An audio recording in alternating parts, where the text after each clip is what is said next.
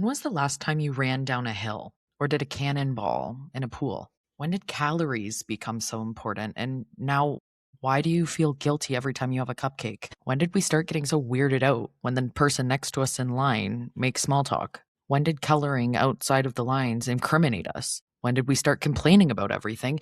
And when did we get so serious? To put it plainly, what happened to fun in this world? The thing I wanted to be the most as a kid was an adult. I wanted nothing more than to wear high heels every single day and talk on a cell phone with an antenna. Obviously, those were the only two requirements to becoming a functioning adult when you're 6 years old.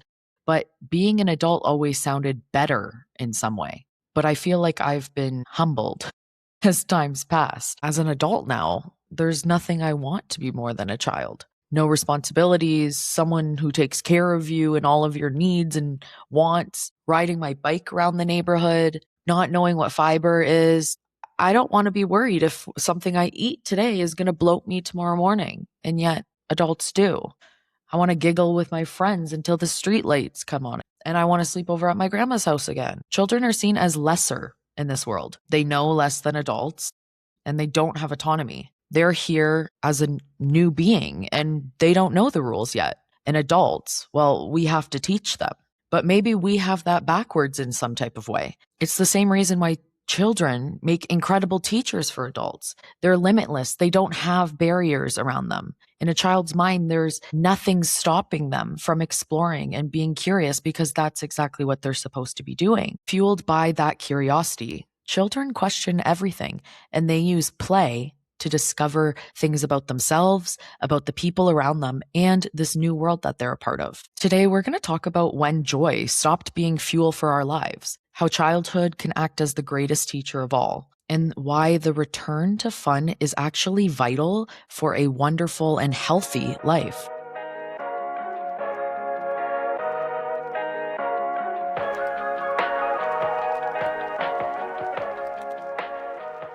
I am Vanessa, and this is the Mystic Within podcast, a podcast designed for women reconnecting with their inner power, their purpose, and their intuition, one honest conversation at a time. Let's get into the topic at hand. Fun is the forgotten child of society. When did we actively choose to abandon her? And better yet, why do we feel like we need to choose between having fun and living a full life? Because they aren't mutually exclusive. For the past few months, I've been really thinking about this topic because fun is villainized in society.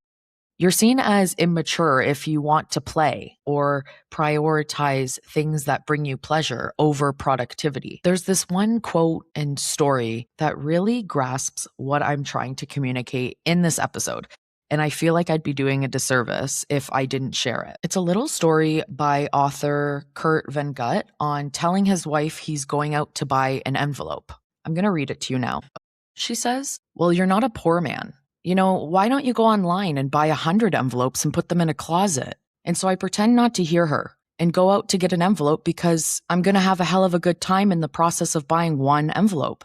I meet a lot of people and see some great looking babies, and a fire engine goes by and I give them the thumbs up. And I'll ask a woman what kind of dog that is. And I don't know. The moral of the story is we're here on Earth to fart around. And of course, the computers will do us out of that. And what the computer people don't realize, or they don't care, is we're dancing animals, We love to move around. And it's like we're not even supposed to dance anymore. I find that so wonderful. It's such a short yet impactful message, all wrapped up in a perfect little envelope. We are here to just fart around, and we're losing sight of what feels natural for humans to do. We're meant to explore. We're meant to be curious and laugh and talk to strangers who might turn out to be something more. And we're meant to eat yummy foods, and we're meant to do meaningful work and be a part of a community and read really good books and read really bad books and listen to each other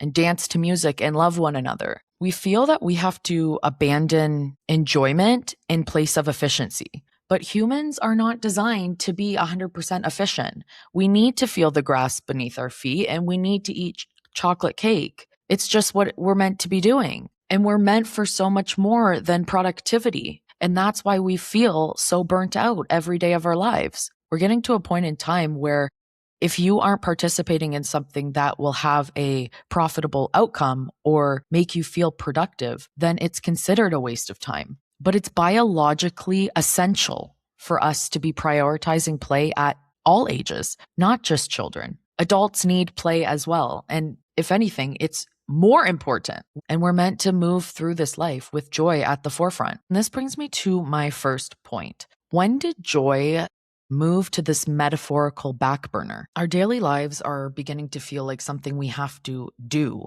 rather than the privilege we get to exist blissfully within. The moment we open our eyes, we begin dreading the next 15 hours of our day, and that feels sad to me. That doesn't feel like a life that is exciting to live. From 6 a.m. to 8 p.m., we exist purely to come home and do it all over the next day. We feel guilty taking time off of a job that takes most of our energy, or beg for 15 minutes more of sleep because we're denying our bodies the rest it is needing. We can't even buy a $5 coffee anymore. Maybe perhaps that's the only joy in somebody's day without being told we should skip it to invest in our retirement fund. Then you retire with all this sacrificial money and don't even know what to spend it on because you don't know what makes you happy. That is dramatic, and I'll admit that. But I don't like hearing about people or seeing people resist simple pleasures in life. I saw hope in humanity's eyes during a time that rhymes with schmovid. I don't even want to say it out loud. It's like Voldemort. But during the lockdown, I saw people wake up to the fact that they were exhausted by the constant demands of their routines or the constant demand of productivity. I was hearing birds chirping. The environment was coming back to life. People were getting into hobbies that they didn't even know they had an interest in, all because they had the time to do it. And they prioritized it. There was nothing else to do. They were absolutely horrible circumstances on why we were there, but it was an interesting byproduct of a worldwide pause. We needed a pause, and I just wish it didn't come in that way. A few years later now, post-pandemic, I'm seeing that loop happen again. We're becoming lost regarding how to be efficient versus what actually brings us joy and how do we want to exist in this world. Now, I don't want this episode to become idealistic, like everyone has to go quit their job and go frolic in a field. No, but this is a wake-up call. And it's bringing a new perspective to happiness in our lives. If you even think that this episode is about being frivolous, then I am speaking to you directly. When did prioritizing joy become criminal? And I understand it might sound frivolous, but why? It's not hedonistic to want to feel the sun on your face. It's human. And we're being told that there's things that are more important than pursuing those human moments, and mostly because there's a profit at the end of it. Anyone who has regrets at the end of their life always wishes for more time. But time for what? To fulfill another quota? I've never heard of that. I wish I did more in Q2 in 2026. Never. It's never come off out of the deathbed. It's usually those human moments that we wish we had more of, or more time to make more of those moments. Wish we indulged in and saw the value in them while we still could enjoy them. Our bodies are tired physically, mentally, spiritually, and it's becoming chronic where we think something is wrong with us because we can't keep up.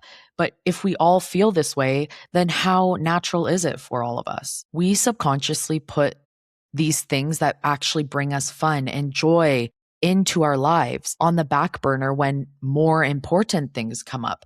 But what makes them more valuable? You do disservice when you deny a simple joy. Why can't you get up 15 minutes earlier to take the dog out for a morning walk? You get to sip your morning coffee and catch the tail end of the sunrise. You get to say hi to your neighbor 3 doors down as they get in their car on their way to work. Your dog is happy and it's pleasant. It's joyful to be aware of the world around you, and not only be aware, but be a part of it in a happy way, in a harmonious way. It doesn't do anything for this world other than bring you enjoyment. You're being a part of this world in a way that doesn't produce anything other than your own enjoyment. Take the long way home, even if gas is 2 cents more than yesterday.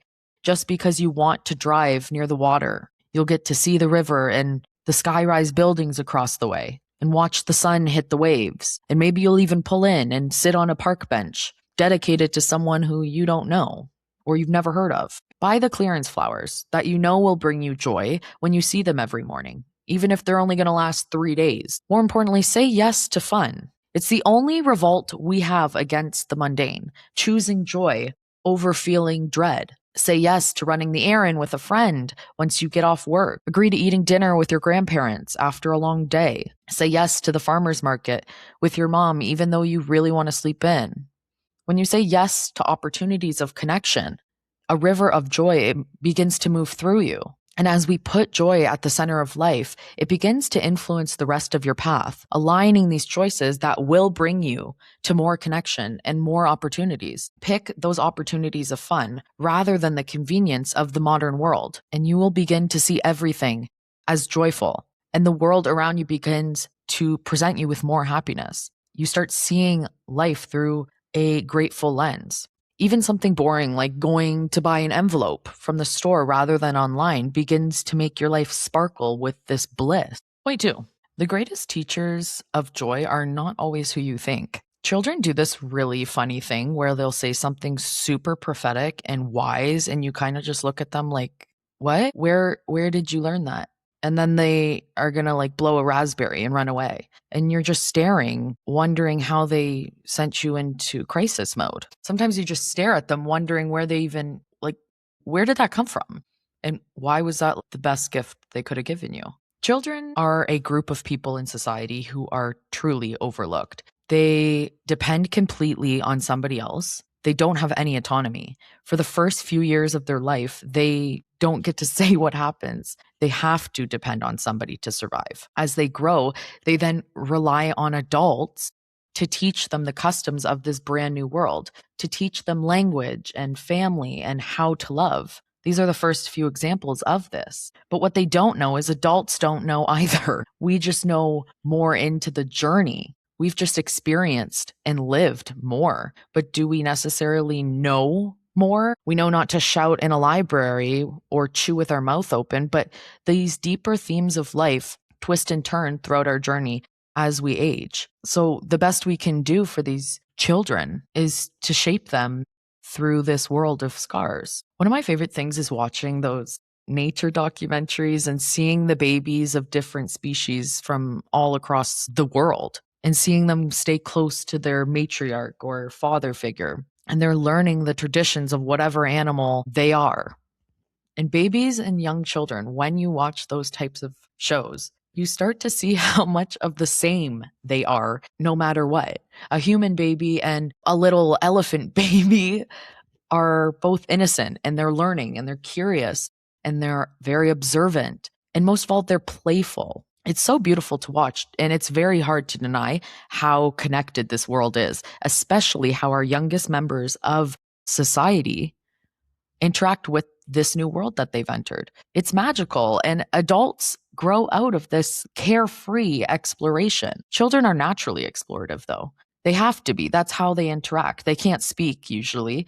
They can only see and touch and use their senses, and they explore through that curiosity. They can be fearless because they don't really know what fear is exactly beyond biological fear and why certain things should be scary. Kids fall down after trying something for the first time and get back up and do it right again because they haven't learned to be embarrassed about anything. Spiritually, children are seen as very special because they've just crossed over into a physical world and they're deeply intuitive beings. Playfulness is associated with children, but I don't understand why playfulness is exclusive to children. Humans are naturally playful because we're social. We're social creatures, no matter what age we are. We love games, especially with others, and community is essential to our people, and we can be open and curious when we play. And I think adults are losing sight of this. And I think we can look to children to be teachers for prioritizing play and joy. When we do something without a need for reward or out of pure joy, we are playing. We are exploring something deeper and our connection to it. When we do the same things over and over again and we're stuck in this mundane routine, there's nothing happening in our brains that is helpful to us or inspiring. There's no movement inspiring us to be open. But play is not reserved for children. If anything, we can look to them on how to play better on a deeper level. We can look to our childhood selves for inspiration on how to play. What interests you as a child? What made you feel pure joy and happiness? A return to these previous pleasures may spark something in you now, something that is very important and healing. Point 3. Play is actually vital for a healthy adult life and makes us better people. We think of play as a kid-only activity and we have no access to it as an adult. But what if I told you that not having any play in your life is actually making your life more miserable? Let's break down play because we need to remove the mindset that play is just for children. So, what is play for adults? I'm going to read a description because I want every single word to hit. Play for adults is any voluntary, pleasurable activity done purely for its own sake, rather than for a practical goal, characterized by curiosity, spontaneity, and a lack of required productivity.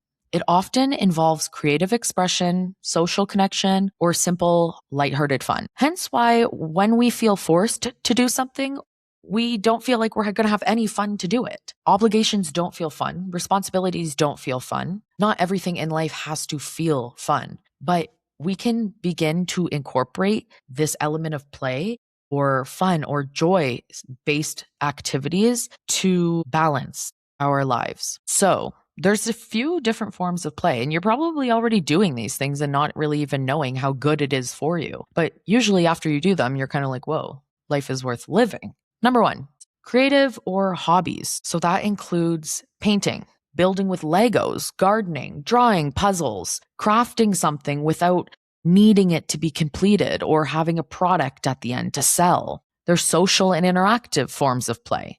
So board game nights or improv class or casual sports. There's exploratory and physical. So going on walks, bike riding, rollerblading, hiking without a set destination, swimming, traveling to new places just to discover. And then there's spontaneous humor. So joking around with friends, goofing off, or playing with your pets. These are all forms of play that you probably already do some of these things, and they're improving your state of being. Studies have shown that adults who play literally have less stress, so less cortisol levels in their body. They have higher levels of feel-good endorphins that are natural chemicals in our bodies that act as pain relievers and mood boosters. So not only is play great for these feel-good endorphins, they're actually boosting them, so making us happier and relieving pain in our bodies. That's crazy. Play leads to less burnout in people and a boost in brain health, encouraging creative problem solving and a flexible mind.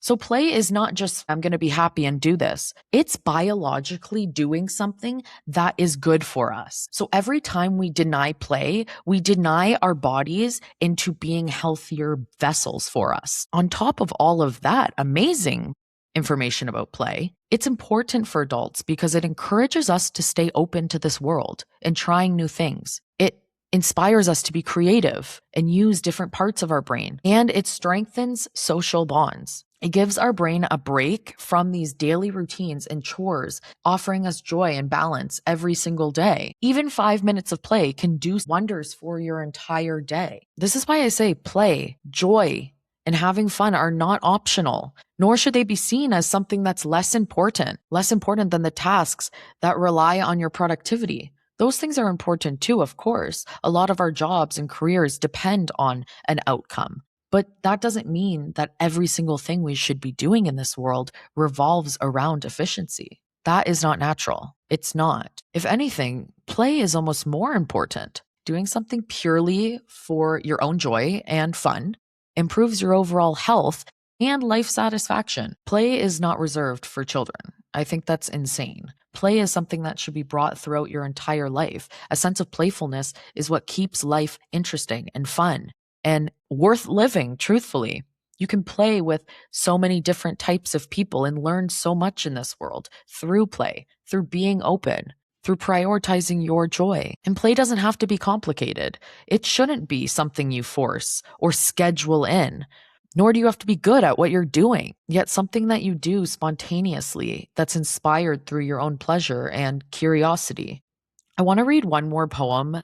It's one of my favorite poems that inspired this episode. And again, it's been on my mind for years. It's one of my favorites because it highlights how simple acts of connection create gratitude and joy in our lives. It's called The Orange by Wendy Cope, and you might have heard of it. It's pretty short, so bear with me here. At lunchtime, I bought a huge orange. The size of it made us all laugh. I peeled it and shared it with Robert and Dave. They got quarters, and I had a half. And that orange, it made me so happy, as ordinary things often do. Just lately, the shopping, a walk in the park. This is peace and contentment. It's new. The rest of the day was quite easy. I did all the jobs on my list, and I enjoyed them and had some time over. I love you. I'm glad I exist. That's a poem that really speaks to me because I believe in doing things purely because I love to do them or because they make me happy. I am notorious for going on very long drives in my car and spending money on gas that's not needed or having a lot of kilometers on my car. But to me, that brings me so much joy. I love listening to my music and I love riding alongside everyone else. And I love having my windows down and my hair blowing in the wind and in my face and looking crazy as I sing out the window. I love that. I love driving 20 minutes in my own city and exploring and turning where I don't really know where I'm going. That brings me a moment of peace. And for that, that's priceless to me. And I will continue to look at the gas price and pump away because I want that for myself. I find value in driving, and it's a privilege to do so. And I don't know. I think those are the moments where it's not complicated and I don't feel a need to explain that joy to anyone. Do I get anything out of it? No, there's no end goal to it other than simply having my time to myself. And I'm grateful for that. And that poem is so human. It's a piece of writing that makes me feel so whole and grateful for those moments with others that inspire some wholesome route to happiness, like an orange, sharing that joy with other people, something so simple and something so pure.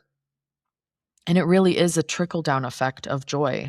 One moment of happiness creates an awareness for others, no matter how simple it is. I think it's healthy for us to share joy and create a life where joy is the center and where we can move through gratitude. And that energy is so intoxicating to everyone around you. It's that pursuit of pure presence and simple pleasure with good people is what life is truly about. And that's why we're all here, right? To fart around, to dance around. It's not supposed to be an existence of such seriousness. And if it is, that's when you rely on other people to bring you up. It's impossible to move through this world alone. It's impossible to be here to be 100% efficient and productive. We're here to explore. We get the privilege of being on this wonderful, beautiful planet with a bunch of other people doing the exact same thing, maybe at a different capacity in a different way. But I think a message is find something in your day that brings you joy, whether it's that $5 coffee or going out for a walk on your lunch break and saying hi to the other people walking on their lunch break. It's an intoxicating thing, and it really does waterfall this amazing energy into the rest of your day and life. Pressure to be 100% efficient is taking away from the meaningful and joyful parts of the human experience. We aren't designed to be productive every moment of the day. We need time in this day to fart around. If anything, we need more of that than anything else right now. We need to be reminded of how human it feels to do so, how good it feels to do so, to laugh with a stranger or lie on the grass at the local park and try out new recipes with your family. Those are the moments that truly shape a life, aren't they? Not the serious buttoned up routine that makes you feel like you're in this endless loop day in and day out. It's just not how it's meant to. And that's why it's so inspiring to watch children just play and be free.